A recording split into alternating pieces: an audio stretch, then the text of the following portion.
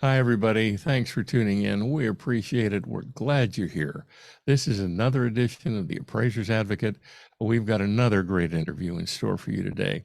We've got with us Chris Posey. Now, Chris is out of the Chicago area. Chris is an SRA transitioning to doing some commercial work. Chris has an MBA. We're going to find out how that's helped him in his appraisal business. And then we've got a bunch of questions for Chris, and I think you're going to find this really quite fascinating.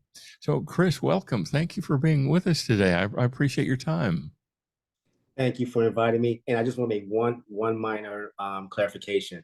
I'm an Fix it. SRA, I'm an SRA candidate. I took the exam early this month, so now I'm just waiting on the test results to confirm that I passed the exam for the SRA designation with the Appraisal Institute.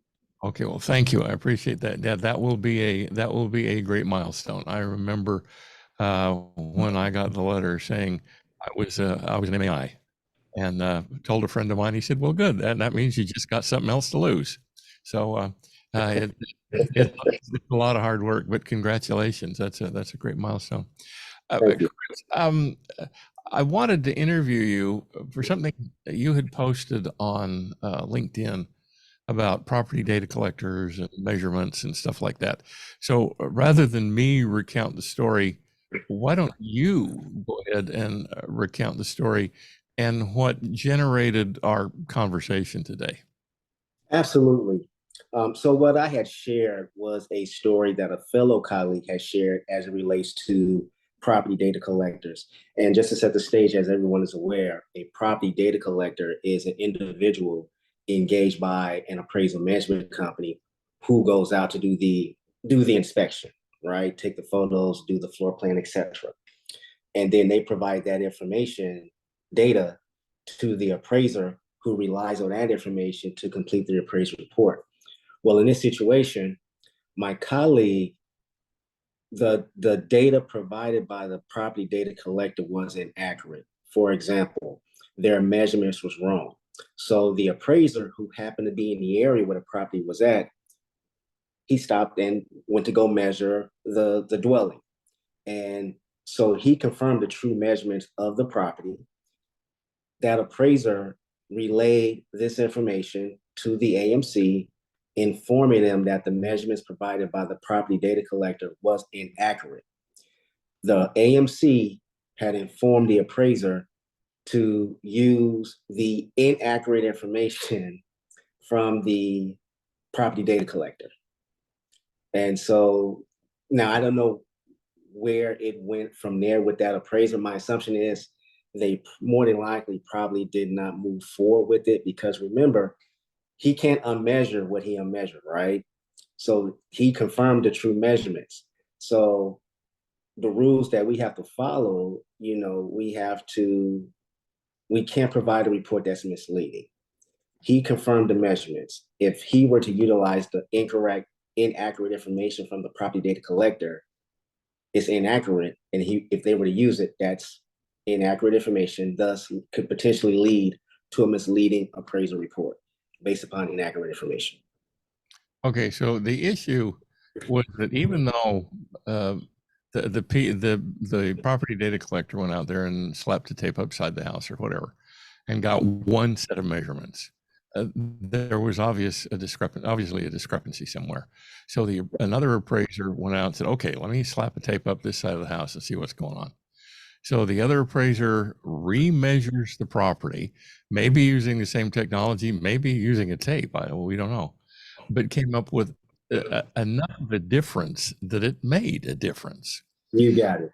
and then informed the AMC about the discrepancy, about the difference big enough to make it. It had been 10 square feet. Who cares? But it made enough of a difference that it possibly could have affected value. And the AMC basically said, "Oh, well, don't worry about it. Just go with the PDC's measurements." Is that correct? You got it. So basically, what the AMC was saying is, "Go ahead, mislead us. We don't seem to care that you mislead us. But oh, by the way, if this loan goes bad, guess who's going to be the first person who gets thrown under the bus? And Exactly. it isn't going to be the good folks at the AMC. So from a standpoint of, okay, probably a lot of appraisers have been in that boat, quite frankly. So an appraiser has the same thing happen. And again, we're not talking about a difference of 10 square feet. I mean, we're talking about something substantial. Right. And, it might make it might make a 3 or 4% difference in the final value conclusion. So what is it appraisers are supposed to do? Now, again, you're essentially an SRA. Thank you for clearing that up, by the way. You're essentially an SRA. Not only are you required to follow a USPAP, but the Appraisal Institute has its own set of business practices and ethics that you must also follow. And those business practices and ethics say AI designated Appraisal Institute, AI designated appraiser, thou shalt not misrepresent anything, anywhere, at any time, for any reason whatsoever. So as a result, not only if an appraiser were to find him or herself in that situation, not only is that a likely violation of USPAP, a likely violation of state statute, if they're a designated appraiser, be it through the AI or the ASA or the IAAO or whatever, but then that is also a violation of the business practices and ethics of that organization. So, given those ramifications, it really pays the appraiser to pay attention and make sure that the data that go out are as accurate as possible. Or should we just say, oh, okay, client, whatever, you don't care, I don't care. So yeah, it's 1,500 square feet rather than 1,587, which is exactly what it was. Really,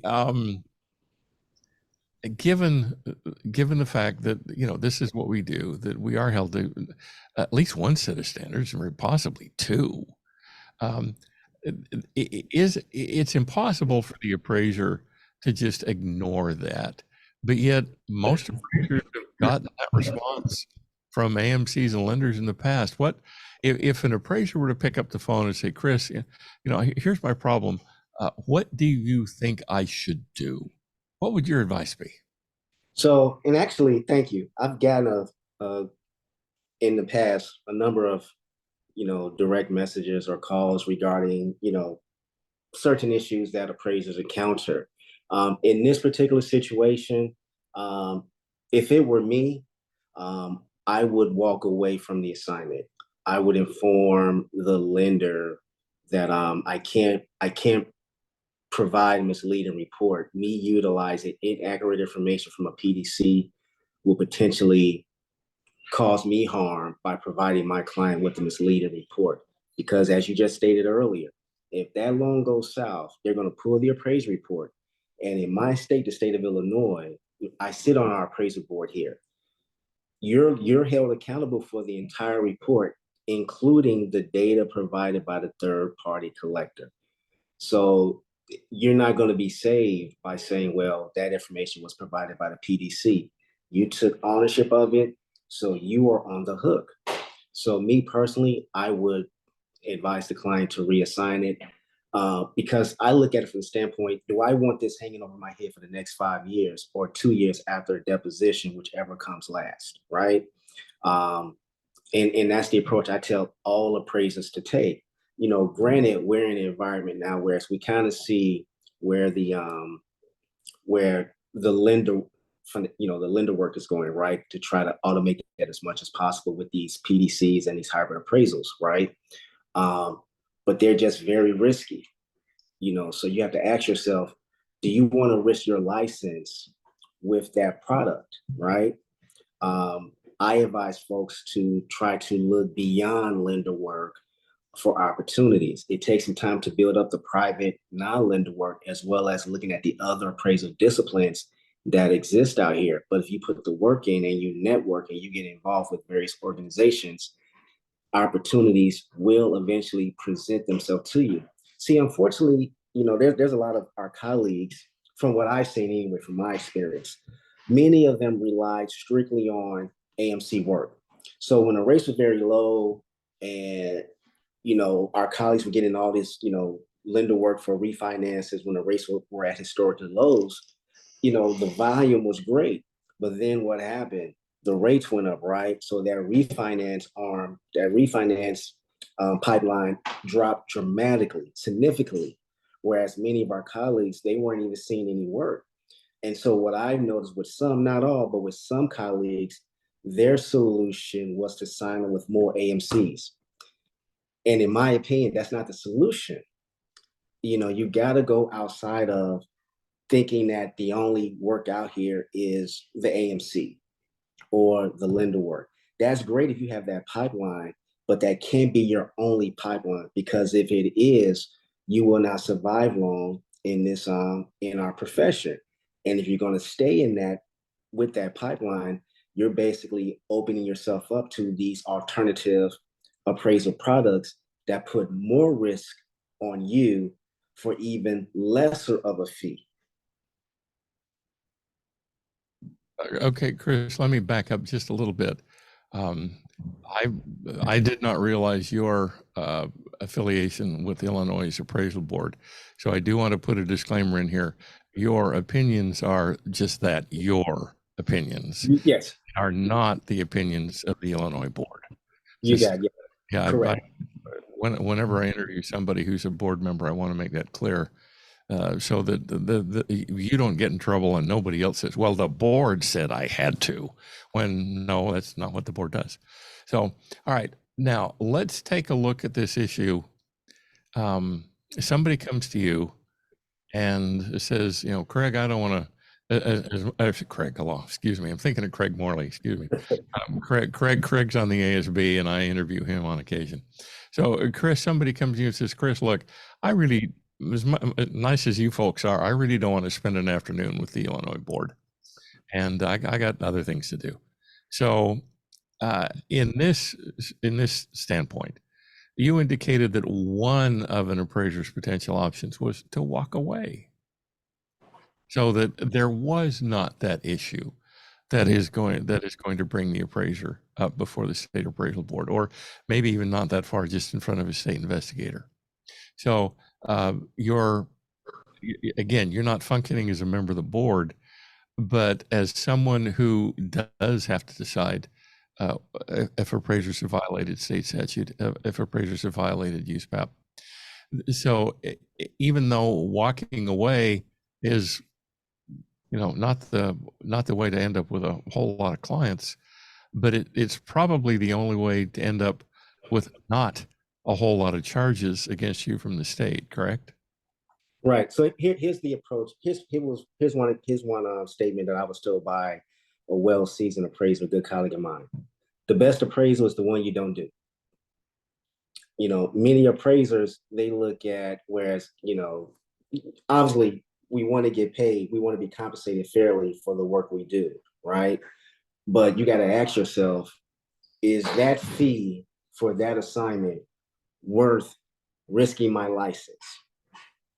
So if you put it in that standpoint, don't just look at the financial component of I'm going to get paid X amount of dollars from this assignment, but if I walk away, I'm not going to get this fee. Look at it from the risk.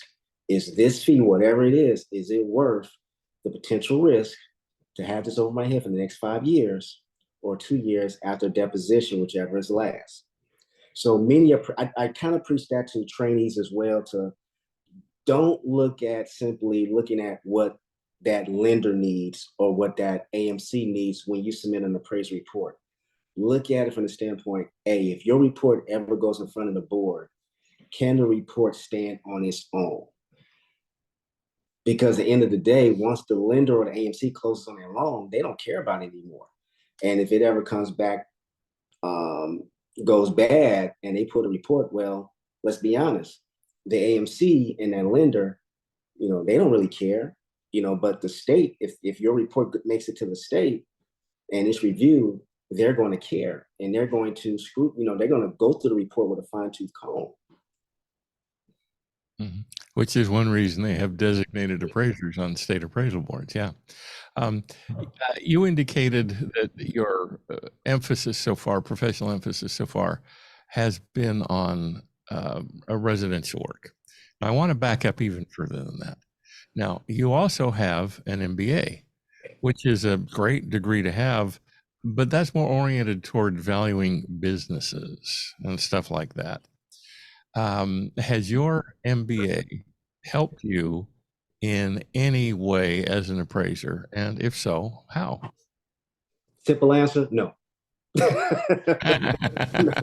Okay, next question. No, We'll yes. move right on.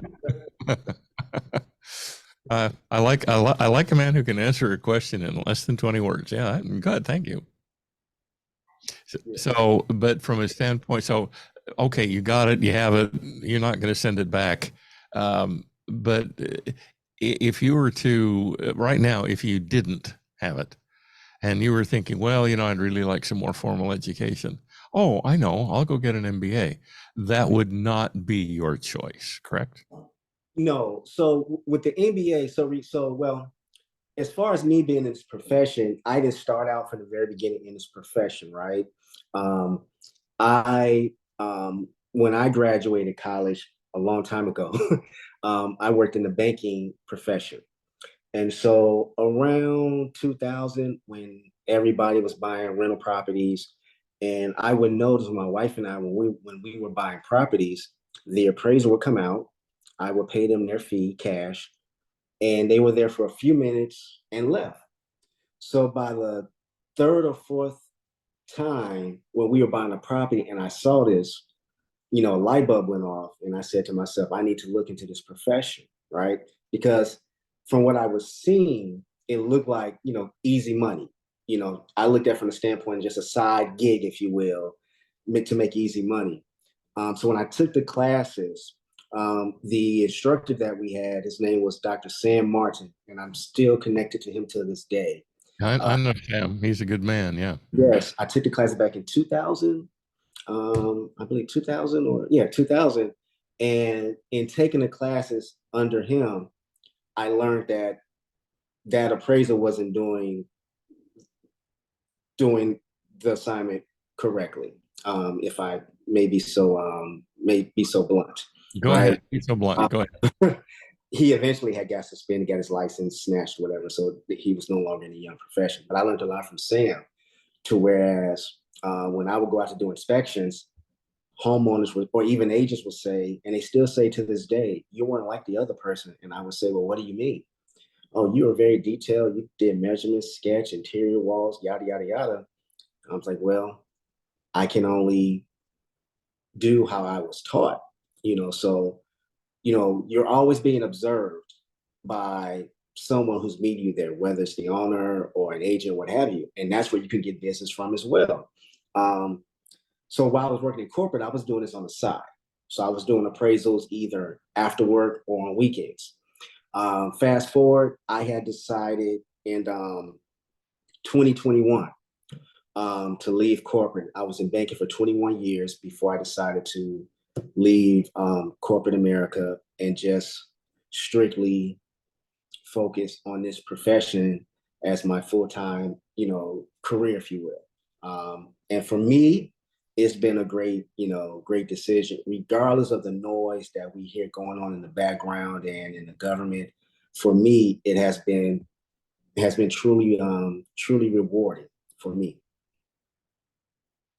From a standpoint of moving in the context of being or having being able to cast a wide net. Now, you have the business background. You have purchased and sold your own real estate as an investor. You're going to be an SRA, but yet you indicated to me before we went on the air that you're transitioning into commercial real estate appraisals. Is this something, or first of all, tell us the whys and the wherefores, and then my question would be, why move into something like that, which is really not, it's appraisal, yeah, true, but it's really not related to residential appraisal. Why that transition seems awfully large? Sure. So for me, I tell everybody, the way to survive in our profession is you have to pivot, you have to diversify, and you have to expand your skill set. So with commercial, I like commercial appraisals because number one, you you stay uncomfortable if I can just from my experience, because no commercial assignment is the same. You're writing a narrative report. So you're learning to how to actually write a report. See, what I've noticed as a residential appraisers and even some clients, they think that all we do is the form, the 1004, the 1073, and the 1025. And they just think you just click a few check boxes, fill in some fields, and that's appraising. That's just the form. For example, anytime I do any dwelling on a form, my addendum alone is at least 6 pages. Because you have to go beyond. You know, you have to expand your skill set. We see what's going on in the residential arena, right? Whereas they're trying to automate that as much as possible, right? So if you're going to stay relevant, you have to look at other opportunities. So for me, the commercial came up, whereas I would every now and then I would get a call or an email from someone asking me, do I do commercial? And at the time, I would say, no, I don't do commercial. And I would, refer to someone else. And then one day I just thought, well, I know a certified general appraiser. Let me see if I can partner with them and work with them to get my skill set up to do commercial appraisals, as well as, start accumulating hours. And to be honest, I actually started taking the required classes for the Cert General license back in 2019. I took Cert Gen sales comparison, income part one, income part two, highest and best use, report writing, and stats. So that was 6 classes I took. I failed two. I failed income part two and highest and best use. And I was really down on myself because I had never failed a class with AI. And but after I started talking to a few other MAIs, they all said, "Oh, don't worry about that. I failed it too." So when people told me that, then I realized, oh, so I shouldn't be as hard on myself. So the goal is to eventually obtain the Cert General, as well as still continue to expand my skill set with other arenas, if you will, in our profession. For example, solar panel, high performing homes, even with the other disciplines that are out here that people don't know about. Many people just know about appraising real estate. They don't realize there's business valuation, machinery, gems and jewelry, art. There's so many opportunities out here beyond, the AMC work. And that just can't be our only, that can't be anyone's only pipeline. Talking about failure, I failed my MAI comprehensive exam the first time. But yeah, okay, you sign up, take it 6 months later, and you pass it. I mean, it's not the word. It's really not a failure. It's a slap upside the head, saying, "Okay, next time, pay more attention." Mm-hmm. That's how you have to look at it. Now, talking about diversification, okay, Illinois, everybody thinks Chicago and major metropolitan area, the second city, etc. But if you fly over Illinois, most of it is cropland and most of it is rural. So, and let's face it, you fly over the country and, you get outside of the big city and you got, except out in the Southwest, you fly over a whole lot of crops. So, should appraisers, talking about diversification, should appraisers be looking at taking classes in appraising agricultural and pastoral and forest lands and stuff like that, since there's a great amount of that land still in the country, therefore a great amount of demand for appraisals of that type of property. Here's what I would say. Well, number one, you got to have, is there something you're passionate about? Like, for example, for myself, when it comes to our profession, I don't look at this as a job. For me, it's fun. I enjoy what I'm doing, so I don't look at this as work. So you got to ask yourself, what do you enjoy doing, right? And I would imagine there's probably not a lot of appraisers in my market anyway that do a lot of rural. So if you can find a niche, right, whereas there's not no one doing that niche, or there's not a lot of people doing that niche, get into that, master it, so you can be like the SME, if you will, for that niche, whether it's rural, whether it's solar panel, whether it's commercial vacant land, whatever the case may be. Okay, now you, again, because you're on the state board, and again, you're not speaking for the state board, you're just using your experience of what you've learned. Um, what are two areas in which, if appraisers were to improve right now, you guys would have a whole lot less work to do? I would say the number one item is show your support for your adjustments. For example, when I was taking the courses, the two advanced level courses for the SRA designation, where we learned in there to write write a report, right? And that was one of the things that our instructor spoke about. Show your support. Don't just say you derived an adjustment of, let's say, for example, $6,000 for a half bathroom, but where's the support? And I'm still seeing that, whereas you see the adjustments, but you're not seeing the support for adjustments, right? And it comes down to how they were trained. Like, chances are stuff is passed down from the supervisor to the trainee, and then that trend continue, right? So typically what I do, for example, with trainees looking to elevate up to certified residential, right? They have to submit sample reports for review. And we review them for USPAP compliance, right? But me, myself, I'll also review just to see if there's anything that I can share with them to improve upon, so they don't ever have an issue later on down the road. And I've actually reached out to trainees to advise them, hey, you know what, just an FYI for you, something to think about. Start including your report, support for your adjustments. Granted, you may have it in your file, but it's good to include it in the report. All right, just an FYI. And those trainees that I've done that with so far, they've appreciated that feedback that I shared, because I want, it's my goal to help make this profession better, help that next person that's coming into our profession to be a good appraiser, and to address items that may be an issue later on. Let me address them right now with them, in hopes that they'll make the change, so they don't replicate that when they become a certified residential. Okay. Now, Chris, as we get to the end of this, first of all, thank you.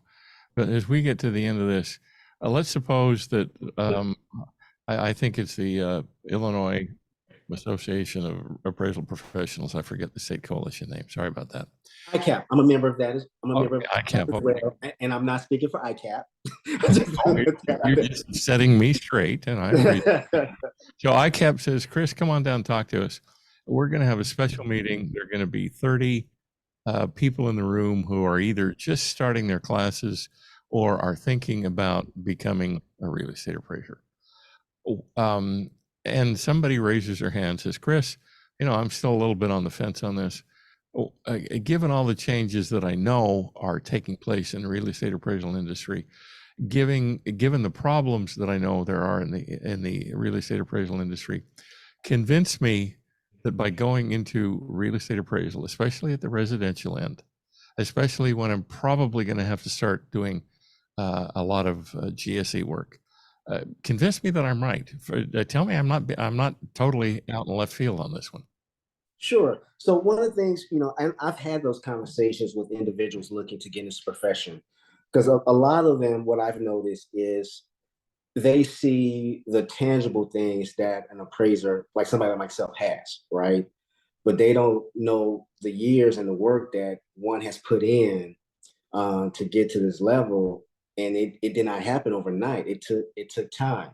So I tell everyone, if you're going to look at this profession, number one, you're not about to make all this money you think you're going to make out the gate. You got to look at this as an investment. That's number one. So you look at this from I would say, minimum 5-year investment, right? Now, as we know, changes are taking place, right, with the whole hybrid and PDC, what have you. And many of these AMCs, what they're doing is they're hiring appraisers. It's my opinion that they're hiring these appraisers to do the hybrid product or the PDC work, right? That's not appraising.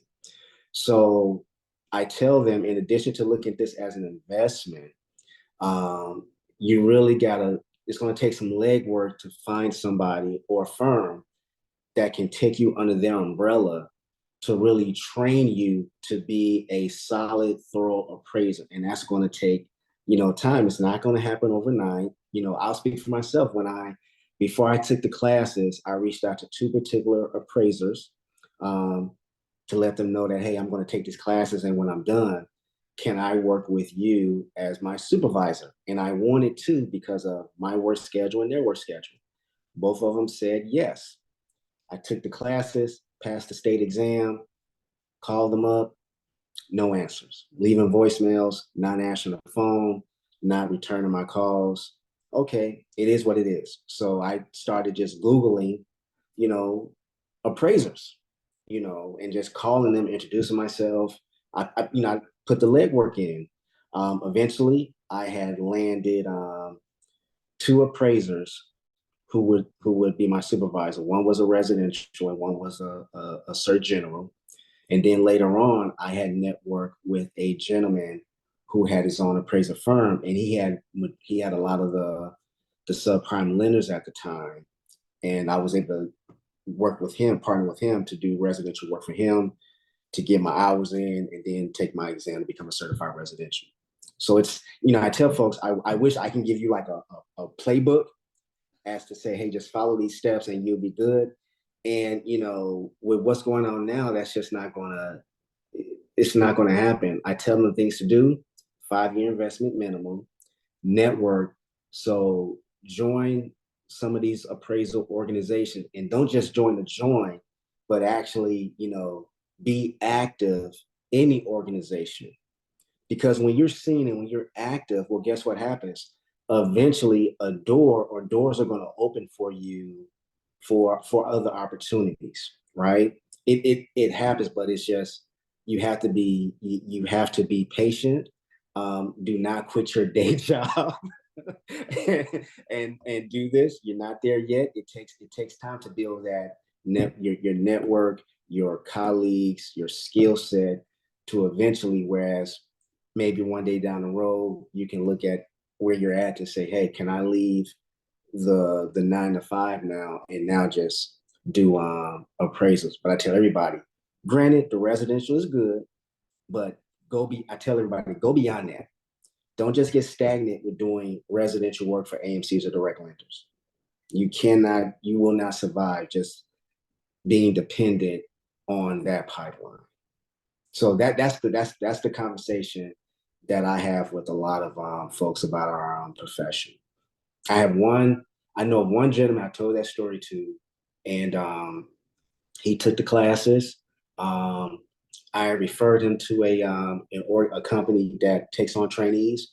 And last time I talked to him, he was doing fine. He got on with them, was doing work on the side while he was working as a police officer. And then on his off days, doing appraisals to get the experience and the hours in.